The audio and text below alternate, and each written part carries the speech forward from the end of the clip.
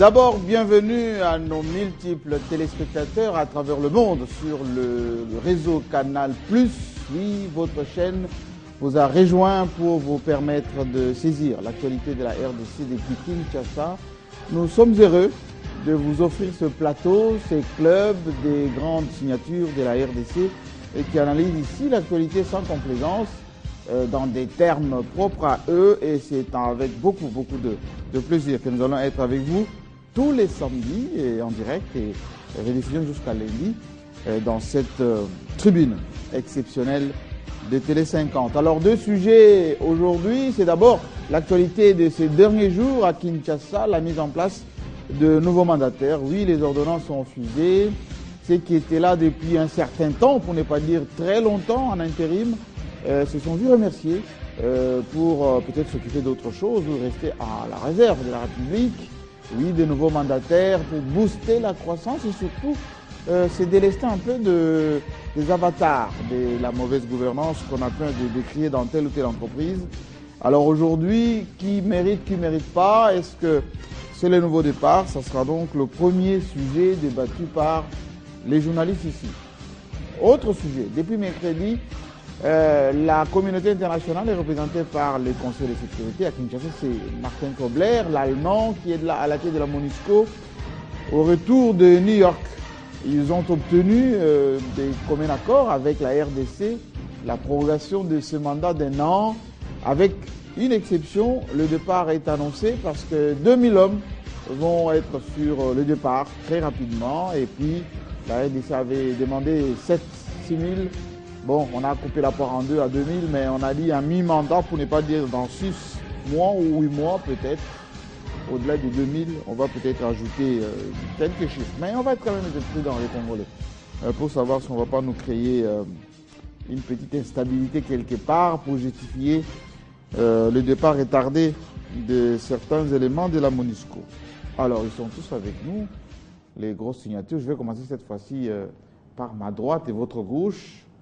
Paul Diakessé, belle cravate bleue. Vous savez, quand vous êtes en France, vous portez la cravate bleue, vous êtes assimilable à Manuel Valls, pour nos amis de Paris, que nous avons salués tout à l'heure. Non, mais Valls, c'est un enfant par rapport à Chirac. C'est un enfant, c'est pas lui qui a commencé les cravates. Valls. Facilement. Mais il est de gauche, et Chirac est de droite. Mais quand vous... Bon, mais je suis Mitterrand, alors, Pompidou. Parce qu'on dit, Valls, il est un peu du Sarkozy, Sarkozy raté un peu. Hein. Enfin, c'est son modèle autrefois. Aujourd'hui, Sarkozy revient en force avec l'UMP requinqué, ils ont gagné les... Nous parlons de notre matata, au lieu de parler vous n'êtes pas en rouge, de la France où les socialistes sont en perte de vitesse, parce que demain, ça va confirmer... Deuxième tour, oui. La descente en enfer. Cantonal. Et la montée du Front National. Oui. Bon, peut-être que d'ici 2017, l'eau va couler sous les ponts et qu'Hollande pourrait être candidat. Mais si les élections ont lieu demain... Je sens que vous n'êtes pas pour que Hollande soit candidat. Pourtant, vous étiez très content que le Hollande les gagne, gagne face à Sarkozy autrefois. Oui, peut-être que vous avez raison. Oui. Mais dans le contexte actuel, oui. Le sondage est tellement bas et que le chômage n'a pas pu jusque-là. Parce qu'en fait, la condition pour lui l'a dit, si le ça avait baissé le mois dernier, si mais le chômage ne baisse pas, ça repart. C'est pas candidat. Voilà. Oui. Alors, il a dit 3 ans, il a gaspillé toute la confiance qu'il avait. Oui. Bon, voilà. C'est le président français. Dans l'histoire de la France, c'est le premier président qui a atteint le niveau le plus bas d'impopularité. Président normal. Des erreurs, son image, etc. Quelques mensonges, contradictions. Il n'arrive pas à mettre toute la gauche ensemble. Bon, on voit qu'il paye cash. Il paye cash. Ça se paye cash, hein? Ça se paye cash. Président ordinaire. C'est vrai que c'est un homme de synthèse. Il aime mettre la synthèse. Mais je pense que face à la réalité de l'exercice du pouvoir, c'est pas toujours facile.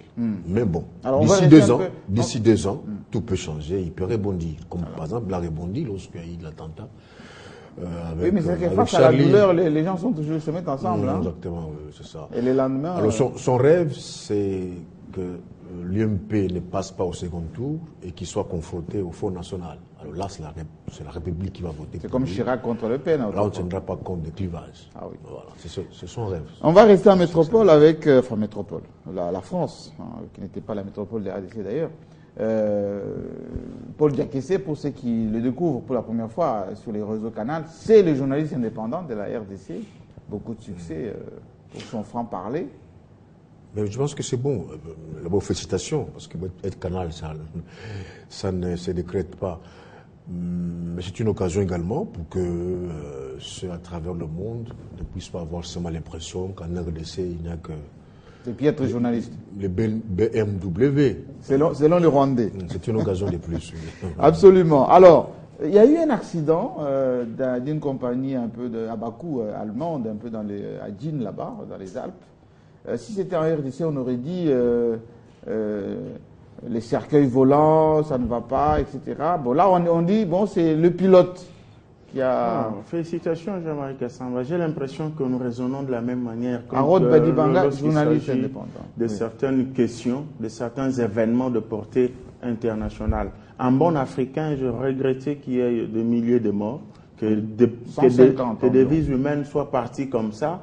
Mais quelque part, en analyste, je me suis dit, lorsque ça se passe ailleurs, ce n'est ni le président de la République, ni le gouvernement, ni le ministre des Transports et voire des Communications, ni je ne sais pas moi quoi, que l'on indexe, c'est elle qui doit démissionner. On cherche de raisons seulement d'ordre technique, on s'arrête là.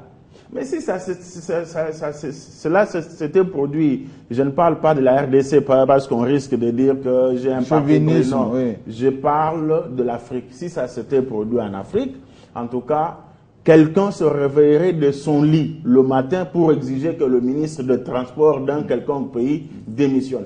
Quelqu'un se réveillerait pour tirer à boulet rouge sur un président de la République élu par son peuple parce qu'il y a eu crash. Mais je me suis toujours posé la question de savoir, mais pourquoi, lorsque ça arrive ailleurs, on trouve que c'est normal.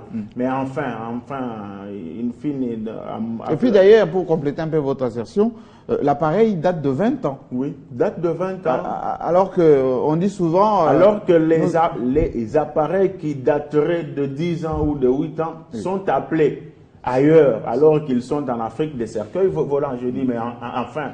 ça n'arrive pas qu'aux gens, ça arrive aussi aux autres pour que nous comprenions que nous sommes tous sur la planète Terre, nous faisons face à des catastrophes naturelles qui peuvent arriver quel que soit le pays, qui que vous soyez, quel que soit votre impérialisme outillé pour faire voir qu'en Afrique il n'y a pas de cerveau, il n'y a pas de ceci, c'est arrivé quand même, faites face, évitez des dilatoires. Rétablissez de responsabilités. Je veux voir le ministre des Transports de ce pays-là être interpellé. Je veux voir le président de la République de ce pays-là être interpellé pour qu'il réponde. Je n'ai pas entendu la RFI, je n'ai pas entendu la France 24 et qu'on sort critiquer l'action in globo de l'aviation de ce pays-là. C'est quand même grave. Merci beaucoup, mais on est de très près en compassion avec les familles qui ont perdu les leurs. 150, c'est beaucoup. Trop naturellement. Et on a dit que c'est le pilote qui aurait été en dépression parce que, semble-t-il, était malade. Bon, ce n'est pas le sujet du jour. Bienvenue, Bakoumeni. Et ce service-là de ce pays n'a pas tenu compte de vérifier l'état de santé de ce pilote. Et si ça on a dit qu'il a caché, il avait caché l'arrêt maladie. C'est un dilatoire. Bienvenue, Bakoumeni. Oui, vous savez, Jean-Marie, lorsque j'ai appris que ce pilote avait appuyé sur les boutons qui faisaient baisser l'avion, je me suis posé, j'ai fait ce parallélisme. En quoi ce pilote, il s'appelle Andreas. Oui, c'était un Allemand, un jeune Allemand de 28 ans. Un Allemand, pure race. Oui, Si j'étais à l'époque il n'est pas Al-Qaïda. De l'homme que je vais citer. Il est de la nationalité de Koblé. Oui. En quoi il est différent des gars qui ont tiré sur les gens à Charlie Hebdo? Oui. En rien. En rien. Ils sont... Et lui, il a tué 15 fois plus. 15 fois plus. Il a agi de la même manière, donc c'est dire que les terrorismes, ce n'est pas seulement auprès des djihadistes, hein, même auprès de des vaillants allemands, hein, il y a aussi des terroristes, parce que cet acte n'a rien de différent, n'a rien de fondamentalement différent avec un acte terroriste. Et c'est délibéré en plus. Délibéré en plus, il a fermé la porte, oui. Et puis il fait cracher l'avion expressement, tuant 150 personnes parmi lesquelles des lycéens. Cette émotion, cette manière de lire les choses, je ne l'ai pas sentie à travers les médias occidentaux. Les médias occidentaux se sont contentés juste à peindre l'individu comme étant un dépressif, mais on ne tient pas compte de la profondeur de l'acte qu'il a posé, un acte purement terroriste. Et on a dit d'ailleurs que Lufthansa, qui est la maison mère, va payer environ 50 000 € par famille pour indemniser. Qu'est-ce que ça représente absolument rien. Un franc symbolique ferait l'affaire. Mais prochainement, il faudrait il semble que son médecin lui avait demandé de ne pas prester. L'Europe, l'Occident si bien organisé, comment est-ce qu'on n'a pas pu déceler que le médecin avait déjà identifié cet individu des dangereux? Je pense qu'il y a des dysfonctionnements, mais cela, contrairement à Harold, cela ne justifie pas que nous ne puissions pas nous organiser pour que notre ciel soit sécurisé, pour que nous ayons des bons avions. L'avion, ce n'est pas l'ancienneté, ce n'est pas la longueur de sa vie. L'avion, c'est l'entretien. Il subit des entretiens à espace régulier. Ce n'était pas le cas il y a quelques années. Aujourd'hui, on peut souffler. On peut souffler. Mais lorsqu'on avait Ewabora, moi je suis en train de bouillonner en moi lorsque j'apprends que l'ancien boss de Ewabora vient de lancer une nouvelle compagnie. Alors on va suivre ça de très près. Pendant qu'on n'a pas encore indemnisé totalement des victimes de Ewabora Kisangani, je suis d'avis que le gouvernement, je me dis, ils se sont levés pour ne pas autoriser ce vol. Je pense qu'il faut que nous regardions de très près. Nous, on a un journaliste au potentiel qui porte aujourd'hui des séquelles de cet accident. Il n'a jamais été indemnisé. C'est pas normal. Daniel Safou, vous allez... Bienvenue, Bakoumani, c'est le responsable des infos au potentiel, l'un de quotidien le plus sérieux ici en RDC. Et Daniel Safou, vous suivrez de très près cette affaire du retour de l'ex-patron de Ewabora. Je suis cela de près. C'est pratiquement une bêtise pour notre gouvernement. Si on laissait cet homme opérer en tant que tel, du moment où il ne sait pas... Mais du moment où il n'a pas été condamné, ou on ne lui a pas enlevé le droit d'exercer, il peut toujours créer une nouvelle société, mais il faut maintenant regarder la régularité des papiers. Il faut aussi tenir compte de la clameur publique. Ça, c'est très important. De l'image qu'on a. La clameur publique congolais connaît l'affaire. Mais je m'inscris à faux à mon confrère Harold, qui a tendance à comparer la civilisation européenne et ce qui se passe chez nous. Chez nous, nous sommes encore... c'est pas les Moyen-Âge sera encore beaucoup plus efficace. Oh là là. En quoi c'est le cas? Non, quand nous parlons de ce qui se passe chez nous avec l'aviation civile, il y a des bêtises, des cercueils roulants. Là, je tiens, bon, du coup, c'est ça. On doit organiser, évidemment, l'aviation civile. Mais où est le rapport entre un accident les rapports, et la gouvernance? Parce que évitons, un accident reste un accident. Oui, c'est un accident. Mais évitons ce qu'on appelle des approches comparatives pour ne pas tomber dans les faux raisonnements. Ce n'est pas parce qu'il y a eu accident et c'est en Europe et que chez nous, ici, on peut... Non, il n'y a pas comparaison. L'Europe a atteint un niveau où, peut-être aujourd'hui, il y a crise des valeurs en Europe. Quand Bienvenu dit qu'il n'est pas loin du terrorisme, c'est crise, il y a crise des valeurs en Europe, comme disait Maloula. Les Blancs sont venus nous coloniser et demain nous allons africaniser, n'est-ce pas, l'Europe. Il y a crise des valeurs dans tous les domaines. Ça relève des valeurs. Si quelqu'un se dit, bon, je m'en fous, les gens peuvent mourir, il est, je ne sais pas comment. Moi, je crois que c'est un problème de valeurs.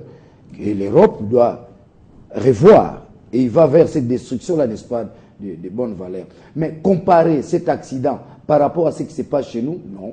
C'est le jour et la nuit. Je crois que chez nous... Là, vous parlez du niveau d'équipement ou du niveau de la conscience? Lui parler de la responsabilité. Évidemment. Ce n'est pas parce qu'un accident est advenu qu'automatiquement le leadership est mis en cause. Sinon, quand Challenger tombe, le président des États-Unis doit être démissionnaire tout de suite. Non, en fait, je suis au niveau de l'organisation, au niveau de la faisabilité, au niveau des faits, dans ce sens-là. C'est pas parce qu'il y a accident en Allemagne qu'on peut sous-estimer les niveaux de fer, n'est-ce pas, mais ça n'a rien à des voir. Allemands par rapport à nous. Nous sommes encore vraiment au stade, c'est pas là. Non. En termes d'équipement, l'Europe est en avance, naturellement. Oui. Mais même en termes de formation. Nous parlons ici de l'établissement de responsabilité. J'étais clair et je disais que lorsqu'un accident, un cas naturel se produit en Afrique, on cesse de voir l'aspect technique de tout